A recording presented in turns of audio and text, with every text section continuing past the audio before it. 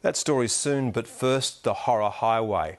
3,500 coal miners at BHP mines in Queensland are taking strike action from tomorrow. Working hours and housing in mining towns are at the core of the dispute. And the drive-in, drive-out workforce faces another battle just getting to and from the job. A toxic mix of fatigue, long hours and terrible roads is taking a massive toll. The main highway to the coalfields has become a death trap, a third world quality road to the rivers of black gold. Stephen Long reports.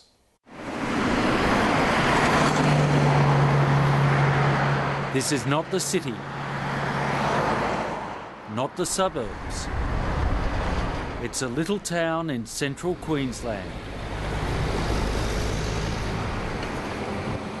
At Walkerston, population about 2,500, the giant lorries pile past schools and pedestrians run the gauntlet.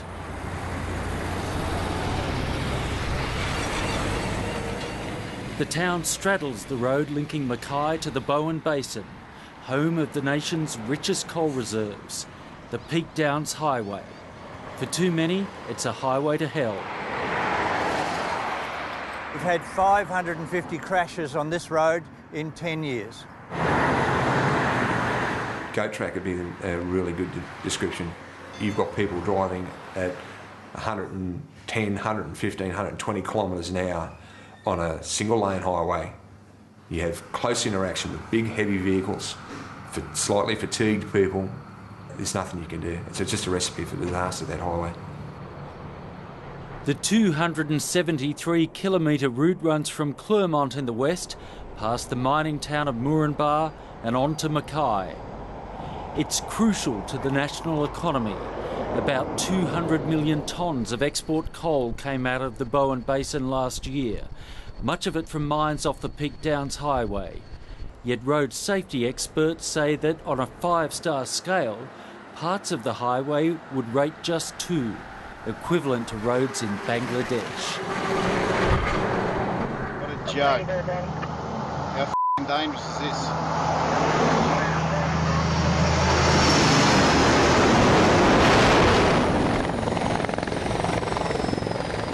Philip Dowler and his crew at CQ Rescue deal with the aftermath of road trauma, saving those they can. Okay, so out here we've got the Peak Downs Highway, which is the main thoroughfare between Mackay and the western hinterland, which where all the coal mine areas of central Queensland in the Bowen Basin. It's a road that was designed probably in the 60s and 70s for quite a small traffic movement. Now we see thousands of vehicles each day travelling between Mackay and all those coal mines in the west. Someone is killed or seriously injured on the Peak Downs Highway on average about once every 2.5 weeks, with many accidents too on nearby roads. Fatigue causes close to 4 in 10 of the accidents.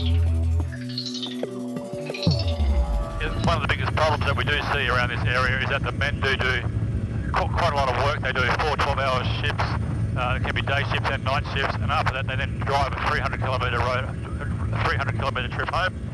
That's right, shift work, fatigue and speed just don't go together. Mining services contractor Dave McNeil knows the dangers too well. Just over 2 years ago, he was driving from a mine site to Mackay behind a ute and a truck near the town of Glendon. A fatigued driver was coming the other way and veered across the road. He hit the red ute right at the rear wheel, driver's side, which catapulted that car around behind him. He then impacted the front of the truck. The truck impacted head on here, up on its nose, and catapulted into the side here, into this area. Rolled down this embankment. Still see bits of it. There's a fair bit of debris still here. The driver, John Watson, and his passenger Tom were trapped inside the truck.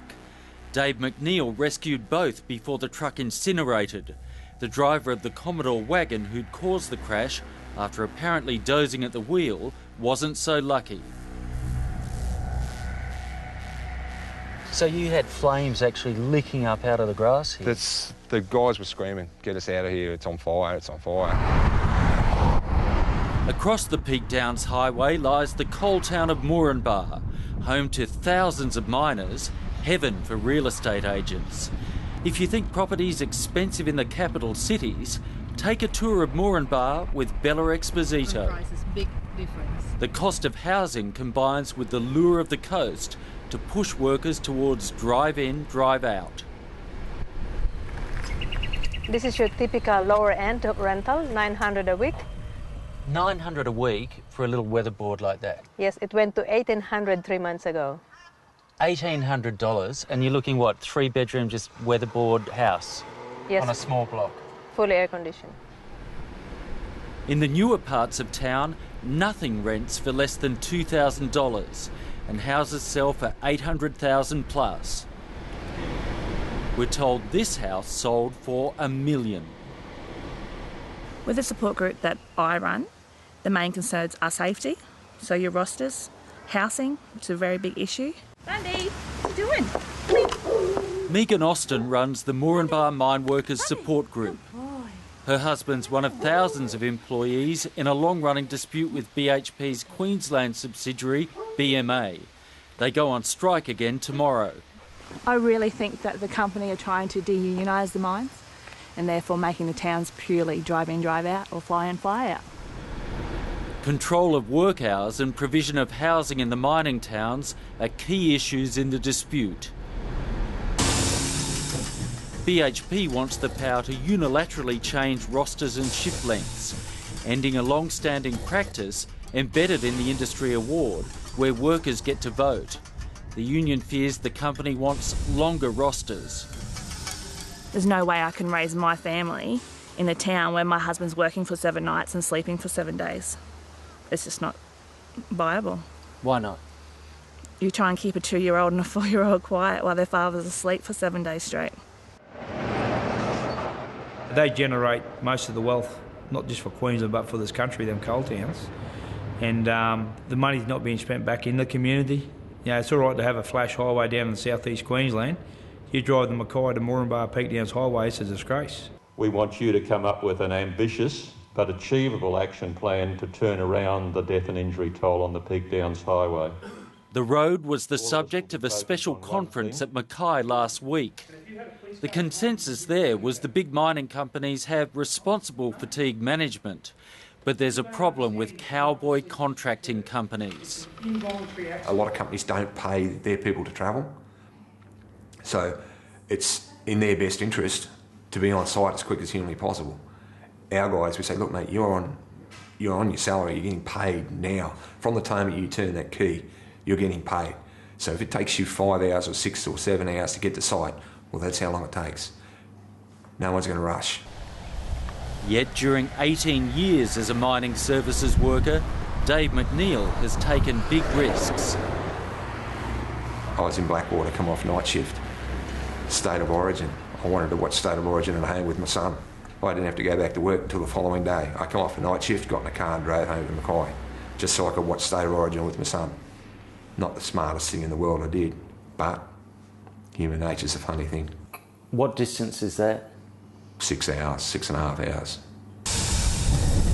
Safety experts say people aren't designed to work 12-hour shifts, rotating days and nights for extended periods, let alone do that and drive. But while there's big profits and big incomes to be made in mining, people will.